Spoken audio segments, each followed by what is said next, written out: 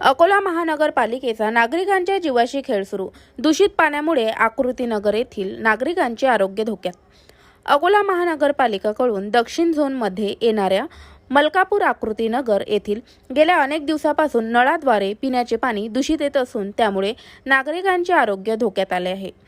तर या महानगरपालिकेद्वारे येणाऱ्या पिण्याच्या पाण्याचा वास सुद्धा येत आहे।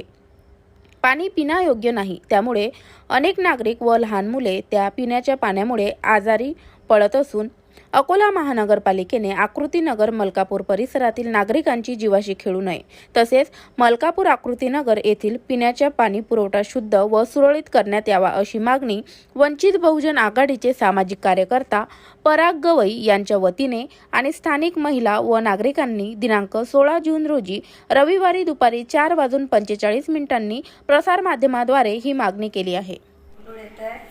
पाण्याचा वास येते एका महिन्यापासून, तर तोंडात घ्यायला जात नाही ना पाणी प्यायला जात नाही। एका महिन्यापासून पाणी खूप गढूळ येत आहे, त्याच्यामुळे आमची तब्येत खराब होत आहे, लेकराची पण तब्येत खराब होत आहे, पाण्याचा वास पण येत आहे। पाणी चांगलं आलं पाहिजे।